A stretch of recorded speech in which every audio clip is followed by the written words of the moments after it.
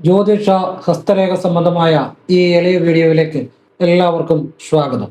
ഇന്ന് പറയാൻ പോകുന്നത് വെറും 3 ദിവസം ഈ പറയുന്ന ഒരു വഴിപാട് ചെയ്താൽ തലേവര തന്നെ ഭദ്രകാളിയമ്മ ആ വ്യക്തിയുടെ മാറ്റി കൊടുക്കും എന്നുള്ളതാണ്. ആ വ്യക്തിയുടെ ജീവിതത്തിൽ അമ്മ ഒരു വഴി കാട്ടി കൊടുക്കും. ജീവിതം മാറാനുള്ള ഒരു വഴി കാട്ടി ആ ജീവിതത്തിലേക്കുള്ള ഒരു മാറാനുള്ള ഒരു അനുഗ്രഹം നൽകി തുടങ്ങും എന്നുള്ളതാണ്. അത്ഭുതകരമായ രീതിയിൽ ആ വ്യക്തിയുടെ ജീവിതം മാറും എന്നുള്ളതാണ്. വെറും 3 ദിവസം തന്നെ ചെയ്താൽ പോലും അമ്മ ആ വ്യക്തിയെ രക്ഷപ്പെടുത്തും എന്നുള്ളതാണ്. എത്ര രക്ഷപ്പെടാത്തവരെയും രക്ഷപ്പെടുത്തും. സാമ്പത്തികമായിട്ടും എല്ലാ തരത്തിലും നല്ല ഉയർച്ചയിലേക്ക് അമ്മ ആ വ്യക്തിയെ രക്ഷപ്പെടുത്തുന്ന വെറും 3 ദിവസം ചെയ്യുന്ന ഒരു ലളിതമായ കാര്യത്തെക്കുറിച്ചാണ് പറയുന്നത്. ഏതൊരാൾക്കും ചെയ്യാവുന്ന കാര്യമാണ്. നിങ്ങൾ ചെയ്ത് നോക്കുക. അപ്പൊ ഞാനത് വിശദമായിട്ട് പറഞ്ഞു തരുന്നുണ്ട്. അതിനു മുമ്പ് ഒരു കാര്യം പറയുകയാണ്. നേരിട്ട് കൺസൾട്ടിങ് ഇല്ല, വാട്സപ്പ് വഴി മാത്രമേ ഉള്ളൂ. സംഖ്യാ ജ്യോതിഷം, ഹസ്തരേഖ, ഗ്രഹനില ഇതൊക്കെയാണ് വിശകലനം ചെയ്യുന്നത്. നിങ്ങൾക്ക് ചെയ്യാൻ താല്പര്യം ഉണ്ടെങ്കിൽ വാട്സപ്പ് ഇടുക. ഫ്രീ ആകുമ്പോൾ ഞാൻ റിപ്ലൈ തരും. എല്ലാവർക്കും റിപ്ലൈ തരാൻ പറ്റത്തില്ല, കാരണം ഒരുപാട് മെസ്സേജുകളാണ് വരുന്നത്. മറ്റുന്നവർക്ക് റിപ്ലൈ തരും. ചെയ്യുന്ന രീതി പറയും. ഞാൻ നല്ല കാര്യങ്ങൾ മാത്രമേ പറയാറുള്ളൂ. അത് കേട്ടിട്ട് ആവശ്യമുള്ളവർക്ക് ചെയ്യുക, അല്ലെ ചെയ്യാതിരിക്കുക. ഇതാണ് സാഹചര്യം. ഫോൺ വിളിച്ചാലും കിട്ടത്തില്ല, നേരിട്ട് വന്നാലും നോക്കാൻ പറ്റത്തില്ല, കാരണം വാട്സപ്പിലെ വർക്ക് തന്നെ സമയത്തിന് തീരുന്നില്ല. അതുകൊണ്ടാണ് വാട്സപ്പ് വെച്ചിരിക്കുന്നത്. അപ്പൊ ഇതാണ് ആ സത്യസന്ധമായ സാഹചര്യം പറഞ്ഞതേ ഉള്ളൂ. ഇനി ഈ വിഷയത്തിലേക്ക് വരികയാണ്. അതായത് വെറും 3 ദിവസം നിങ്ങളുടെ അടുത്തുള്ള ഭദ്രകാളി ക്ഷേത്രം, അത് ഏതുമായിക്കോട്ടെ, അടുത്തുള്ള ഭദ്രകാളി ക്ഷേത്രത്തിൽ വ്യാഴം, വെള്ളി, ശനി ഈ 3 ദിവസം അടുപ്പിച്ച് രാവിലെ ഒരു 6-നും 7 മണിക്കും ഇടയ്ക്കായിട്ട്, 6:30-ക്കോ 6:45-നോ അങ്ങനെ ഒരു 6-നും 7 മണിക്കും ഇടയ്ക്കായിട്ട് രാവിലെ കാളി സൂക്താർച്ചന ചെയ്യുക. അപ്പൊ നിങ്ങൾ വിചാരിക്കും ഇത് നിങ്ങളുടെ ജീവിതം അടിമുടി മാറ്റുന്ന ഒരു കാര്യമാണ്. ഭദ്രകാളി വിചാരിച്ചാൽ ഒരു നിമിഷം മതി ആ ഭക്തന്റെ തലയിലെടുത്ത് മാറ്റാൻ. ഭദ്രകാളിയുടെ അനുഗ്രഹം നിങ്ങളിത് വിശ്വാസത്തോടു കൂടി ചെയ്യുകയാണെങ്കിൽ ഈ 3 ദിവസം അടുപ്പിച്ച് ഭദ്രകാളി അമ്മയോട് മനസ്സുകൊണ്ട് കരഞ്ഞു പ്രാർത്ഥിച്ച്, വാഗൊണ്ട് കരഞ്ഞ് ചെയ്യരുത്, മനസ്സുകൊണ്ട് കരഞ്ഞ് പ്രാർത്ഥിച്ച് നിങ്ങൾ ആത്മാർത്ഥമായിട്ട് അമ്മയ്ക്ക് സമർപ്പിക്കുകയാണെങ്കിൽ നിങ്ങളുടെ തലയിലെടുത്ത് തലവര അമ്മ മാറ്റുമെന്നുള്ളതാണ്. തലവര മാറ്റുമെന്ന് പറഞ്ഞാൽ, തലവര എന്ന് പറഞ്ഞാൽ 2 രീതിയിലാണ്. ഒന്ന്, നമുക്ക് മാറ്റാൻ പറ്റാത്ത കാര്യങ്ങളുണ്ട്, അതായത് മരണം, ഇങ്ങനെയുള്ള കാര്യങ്ങൾ. എന്നാൽ നമ്മൾക്ക് മാറ്റാൻ പറ്റുന്ന നമ്മുടെ ജീവിതത്തിലെ കാര്യങ്ങളുണ്ട്. ആ കാര്യങ്ങളാണ് ഞാൻ ഉദ്ദേശിക്കുന്നത്. തീർച്ചയായിട്ടും നമ്മൾ എത്ര ബുദ്ധിമുട്ടി കഴിഞ്ഞാലും, എത്ര ദാരിദ്ര്യത്തിൽ കഴിഞ്ഞാലും, എത്ര ദുരിതത്തിൽ കഴിഞ്ഞാലും ഭദ്രകാളിയമ്മ നിങ്ങളെ രക്ഷപ്പെടുത്തിയിരിക്കും. ഇത് 3 ദിവസം ചെയ്യുക. അടുത്തുള്ള ഭദ്രകാളി ക്ഷേത്രത്തിൽ ചെയ്യുക. അത്ഭുതകരമായ രീതിയിൽ സമ്പത്തായിക്കോട്ടെ, ഐശ്വര്യമായിക്കോട്ടെ, ഉയർച്ച ആയിക്കോട്ടെ, ശത്രുദോഷങ്ങളായിക്കോട്ടെ ഒന്നും നിങ്ങളെ ബാധിക്കത്തില്ല. ഞാൻ ഉദ്ദേശിക്കുന്ന ശത്രുദോഷങ്ങളിൽ ഞാൻ ഉദ്ദേശിക്കുന്ന സമയദോഷങ്ങളെയാണ്, അല്ലാതെ മറ്റു കാര്യങ്ങളൊന്നും ഞാൻ പറയാറില്ല. അപ്പം ഏതു തരത്തിലുള്ള തടസ്സങ്ങളെ മാറ്റാൻ അമ്മയ്ക്ക് ശക്തിയുണ്ട്. എല്ലാ രഹസ്യങ്ങളും എല്ലാ ശക്തിയും ഭദ്രകാളി അമ്മയിലാണ് ഇരിക്കുന്നത്. അത് ആദ്യമേ അറിയുക. അമ്മയ്ക്ക് മാറ്റാൻ പറ്റാത്തതായിട്ട് ഒന്നുമില്ല. ഞാൻ അങ്ങനെയുള്ള നല്ല രീതിയിലുള്ള ഒരു പ്രാർത്ഥനയാണ് പറയുന്നത്. ഇത് നിങ്ങൾ ചെയ്ത് നോക്കുക. ഇവിടെ എൻ്റെ ഓഫീസിൻ്റെ അടുത്ത്, എൻ്റെ ഓഫീസ് 4 കോടി, ചങ്ങനാശ്ശേരിയിൽ നിന്നൊരു 6 കിലോമീറ്റർ വരും, അല്ലെ 5-6 കിലോമീറ്റർ, 4 കോടി എന്ന് പറയും. അതിൻ്റെ ഒരു 2 ജംഗ്ഷൻ അപ്പുറത്ത് പായിപ്പാട് പുത്തൻകാവിൽ ഭഗവതി ക്ഷേത്രമുണ്ട്. അപ്പോൾ അവിടെ അമ്മയ്ക്ക് ഈ ഒരു വഴിപാട് ഏറ്റവും പ്രിയപ്പെട്ടതാണ്. അപ്പോൾ അത് ചെയ്തവർക്കൊക്കെ അതിൻ്റെ ഗുണങ്ങൾ ഉണ്ടായിട്ടുണ്ട്. ആ ഒരു കാര്യത്തിൽ നിന്നാണ് ഞാൻ നിങ്ങൾക്കിത് പറഞ്ഞു തരുന്നത്. അപ്പോൾ നിങ്ങൾക്ക് വേണമെങ്കിൽ അമ്മയുടെ അടുത്ത് വന്ന് ചെയ്യാം, അല്ല നിങ്ങൾ അടുത്തുള്ള ക്ഷേത്രത്തിൽ ചെയ്യാം, എവിടെ വേണമെങ്കിലും ചെയ്യാം. വിശ്വാസത്തോടെ, ഭക്തിയോടെ വ്യാഴം, വെള്ളി, ശനി 3 ദിവസം അടുപ്പിച്ച് രാവിലെ ചെയ്യണം. അതാണ് അതിൻ്റെ രഹസ്യം. അമ്മയെ മനസ്സുകൊണ്ട് കരഞ്ഞ് പ്രാർത്ഥിച്ച്, അമ്മയെ അതുപോലെ വിശ്വസിച്ച് പ്രാർത്ഥിച്ച് നടക്കി വെക്കണം. വെച്ചു കഴിഞ്ഞ് പിന്നെ അതേക്കുറിച്ച് ചിന്തിക്കരുത്. ഞാൻ ചെയ്ത ശരിയായോ, ഞാൻ നിന്ന് ശരിയായോ, ഞാൻ പ്രാർത്ഥിച്ച ശരിയായോ, ഒന്നൊന്നും ചിന്തിക്കരുത്. നന്നായിട്ട് മനസ്സുകൊണ്ട് കരഞ്ഞ് വെക്കുക, നടക്കി വെക്കുക. വെച്ചു കഴിഞ്ഞാൽ അതേക്കുറിച്ച് ചിന്തിക്കേണ്ട. അമ്മയെ അതുപോലെ വിശ്വസിക്കുക. നമ്മൾ പിന്നെ ചിന്തിച്ചാൽ അത് സംശയമുള്ളതുകൊണ്ടാണ്, അത് ഫലം കിട്ടത്തില്ല. നിങ്ങൾക്ക് ഫലം കിട്ടാൻ വേണ്ടിയാണ് ഞാനിത് വ്യക്തമായിട്ട് പറഞ്ഞു തരുന്നത്. ഇത് നിങ്ങളുടെ ജീവിതത്തിലെ അടിമുടി മാറ്റുന്ന ഒരു കാര്യമാണ്. ഈ പല കുടുംബങ്ങളിലും ഇപ്പോൾ എല്ലാ കുടുംബങ്ങളിലും ഇല്ലെങ്കിലും പല കുടുംബങ്ങളിലും നമ്മൾ കണ്ടുവരുന്ന ഒരു കാര്യമുണ്ട്. അതായത് വീട്ടിലെപ്പോഴും കലഹം, വഴക്ക്, അല്ലെങ്കിൽ അച്ഛൻ ഒരു വഴി, പിന്നെ ലഹരി, മദ്യപാനം അങ്ങനെയൊക്കെ പോകുന്നു, അല്ലെ വേറെ പല കൂട്ടുകെട്ടുകളിലും പോകുന്നു. അച്ഛൻ ഒരു വഴി, ചിലയിടത്ത് അമ്മ ഒരു വഴിയെ പോകുന്നു, ചിലയിടത്ത് മക്കൾ ഒരു വഴിയെ പോകുന്നു. അപ്പോൾ ഒരു പല വീടുകളിൽ ചില വീടുകളിലൊക്കെ ഞാൻ കണ്ടിട്ടുണ്ട്, വീട്ടിലൊരു സമാധാനമില്ല, വീട്ടിലൊരു ഐക്യമില്ല, ദുരിതത്തോട് ദുരിതം. ഇത് പലപ്പോഴും സംഭവിക്കുന്നത് എന്തുകൊണ്ടാണെന്ന് ഞാൻ പറഞ്ഞുതരാം. അതിനുള്ള ഒരു കാര്യം പറഞ്ഞുതരാം. കാരണം ഈ മിക്കവാറും എല്ലാ മതങ്ങളിലും അവർക്ക് അവരുടെ ദേവാലയങ്ങളുമായി ബന്ധപ്പെട്ട് നല്ല നല്ല കാര്യങ്ങൾ പറഞ്ഞു കൊടുക്കുന്നുണ്ട്. അപ്പോൾ ഈ ഹിന്ദു മതത്തിലെ പലയിടത്തും പറഞ്ഞു കൊടുക്കുന്നുണ്ടായിരിക്കും, ഇല്ലെന്ന് ഞാൻ പറയുന്നില്ല. പക്ഷേ എൻ്റെ അറിവിൽ ഇവിടെ അടുത്തെങ്കിലും ഒരു ക്ഷേത്രത്തിലും ഇതുപോലെ ഒരു നല്ല ക്ലാസ്സുകൾ, അത് കുട്ടികൾക്ക് മാത്രമല്ല പ്രായമുള്ളവർക്കും എടുക്കണം. എല്ലാവരും, ഒരു കുടുംബത്തിലെ എല്ലാവർക്കും, എല്ലാവരെയും കൂടി ഇരുത്തി വേണം ക്ലാസ് എടുക്കാൻ. നല്ല നല്ല കാര്യങ്ങൾ പറഞ്ഞു കൊടുക്കുക. അതിൽ കഥകൾ പറയാനല്ല ചെയ്യേണ്ടത്. കഥകൾ കേട്ടുകൊണ്ട് ആരും മാറിയിട്ടില്ല എന്നേ പറയാം. മനസ്സിലായില്ലേ? അതായത് എന്തൊക്കെ ചെയ്താൽ ജീവിതം മാറും, അങ്ങനെയുള്ള ആത്മീയ വിദ്യകളാണ് പഠിപ്പിക്കേണ്ടത്. അത് ഓരോ ക്ഷേത്രങ്ങളിലും അത് പഠിപ്പിക്കണം. ആത്മീയ വിദ്യകൾ, നല്ല കാര്യങ്ങൾ. കഥകൾ വേണമെങ്കിൽ ഇടയ്ക്ക് പറയാം, എൻ്റെ അത് തെറ്റില്ല, അത് മോശമാണെന്നല്ല പറഞ്ഞു. പക്ഷെ കഥകൾ മാത്രം പറഞ്ഞുകൊണ്ട് ആരും ഇത് കേട്ടുകൊണ്ട് നന്നായിട്ടില്ല. വിദ്യകളാണ് പഠിപ്പിക്കേണ്ട, ആത്മീയ വിദ്യകൾ. ഇപ്പം ഞാൻ പറഞ്ഞുതരാം. അതായത് ഇപ്പം ഒരാൾക്ക് അയാളുടെ സ്വഭാവം മാറണം, അയാൾക്ക് ആപത്തുകളിൽ നിന്ന് ഒരു സംരക്ഷണം വേണം, അയാൾ ഏർപ്പെടുന്ന കാര്യങ്ങളെല്ലാം വിജയിക്കണം. അതിനെന്തു ചെയ്യാം? അതിനൊരു വിദ്യ. അതായത് രാവിലെ എഴുന്നേറ്റ് കുളി കഴിഞ്ഞ് തല തോർത്തിക്കഴിഞ്ഞ് ഇടതുകാലം മുന്നോട്ട് വെച്ച് ഇടതു കൈ ഇടനെഞ്ചി തൊട്ട് വസ്ത്രം കൊടുത്തുകൊണ്ട് തന്നെ ഓം നമോ നാരായണായ എന്ന് ആ വ്യക്തിയുടെ പാദം മുതൽ ശിരസ് വരെ ആ വ്യക്തിയെ മനസ്സിൽ കണ്ടുകൊണ്ട് ജപിക്കുക 3 തവണ. ഈ വിദ്യ നിത്യേന ചെയ്താൽ ആ വ്യക്തിക്ക് സംരക്ഷണം ഉണ്ടാകും ആപത്തുകളിൽ. ഇനിയും ഇപ്പൊ ഒരു കുടുംബത്തിലെ കലഹങ്ങളാണ്, പ്രശ്നങ്ങളാണ്. അച്ഛന് മദ്യപാനമുണ്ട്, അല്ലെ പല കൂട്ടുകെട്ടുകളുണ്ട്, അല്ലെ അമ്മയും പല രീതിയിലുള്ള പ്രശ്നങ്ങളുണ്ട്, അല്ലെ മക്കള് പല രീതിയിലുള്ള കൂട്ടുകെട്ടുകളും പ്രശ്നങ്ങളൊക്കെ ഉണ്ട്. ഇങ്ങനെ ഇപ്പം പല വീടുകളിലും നമ്മൾ കാണുന്ന ഒരു കാര്യമാണ്. ഇപ്പൊ എല്ലാ വീടുകളിൽ ഇല്ലെങ്കിലും ചില വീടുകളിലെങ്കിലും കാണാറുണ്ട്. ഇതിനെന്താണ് ചെയ്യേണ്ടത്? ആ വീട്ടിലെ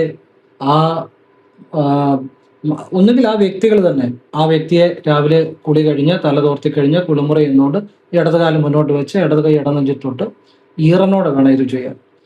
ഓം നമോ നാരായണായ എന്ന് പാദം മുതൽ ശിരസ് വരെ ചിന്തിച്ച് ജപിക്കുക. ആ വ്യക്തിയെ തന്നെ ചിന്തിച്ച് ജപിക്കുക.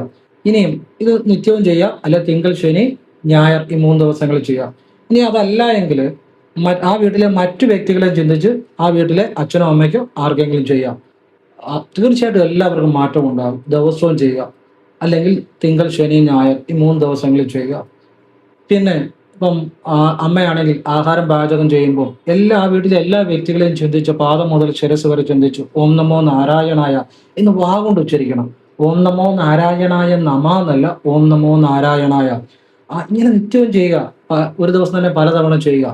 ആ വീട്ടില് സമാധാനം ഉണ്ടാകും, സമ്പത്തുണ്ടാകും.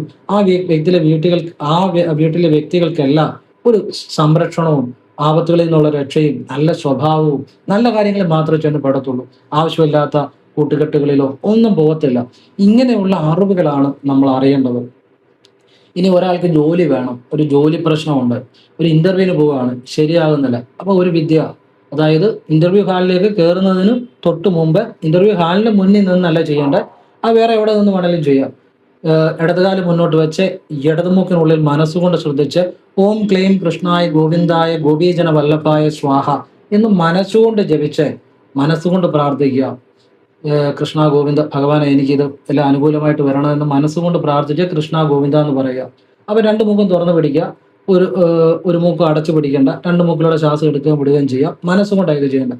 എന്നിട്ട് ഇത് എവിടെ നിന്ന് വേണമെങ്കിലും ചെയ്യാം. ഇന്റർവ്യൂ ഹാളിന് മുന്നിൽ നിന്ന് ചെയ്യാനല്ല, വേറെ എവിടെ നിന്നും ചെയ്തിട്ട് ഇന്റർവ്യൂ ഹാളിലേക്ക് വരുമ്പോൾ ഇടതുകാലം വെച്ച് കയറുക. നമ്മൾ പ്രിപ്പയർഡ് കൂടെ ആയിരിക്കണം. അപ്പോൾ നമ്മുടെ ഉള്ളിലെ ആന്തരിക ശക്തി ഉണർത്തുന്ന ഒരു വിദ്യയാണ് നമുക്ക് കാര്യങ്ങൾ അനുകൂലമായി വരാൻ.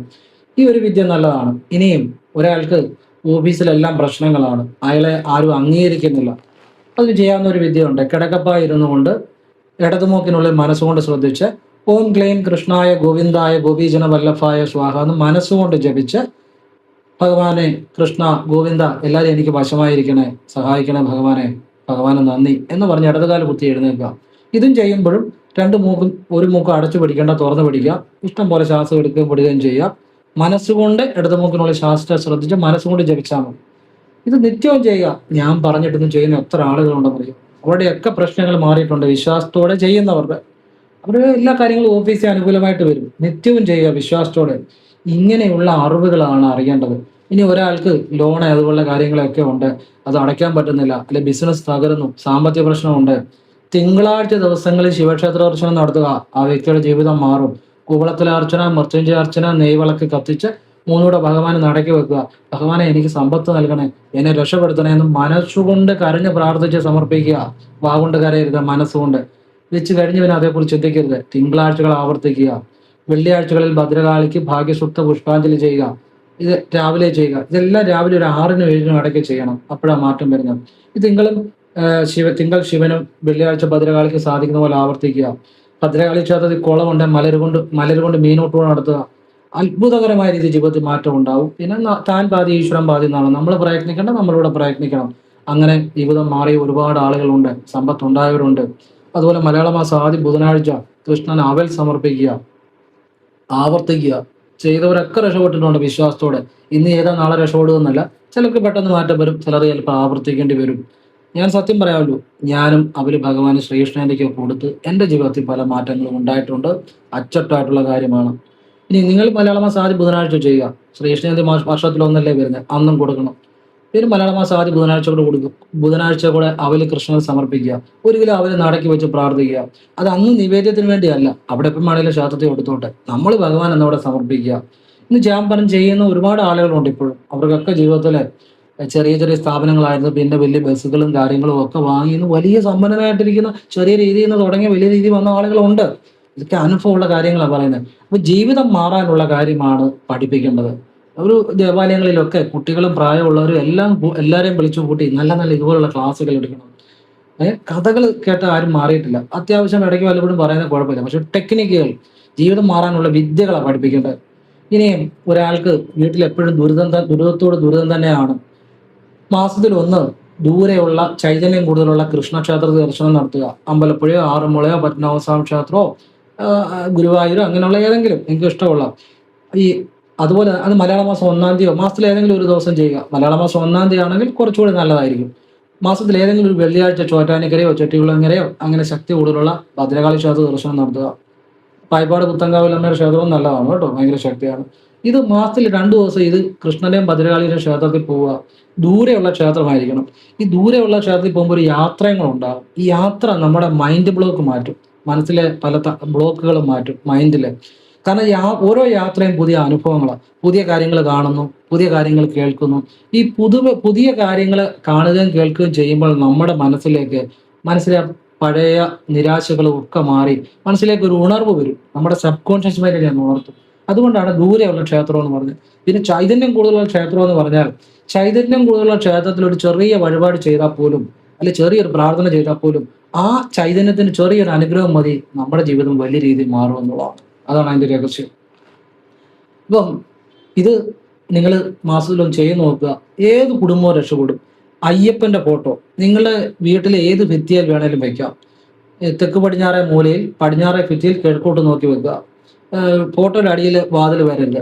ഇനി അതല്ല, വീട്ടിലെ ഏത് ഭിത്തിയിലും വെക്കാനൊന്നും കുഴപ്പമില്ല.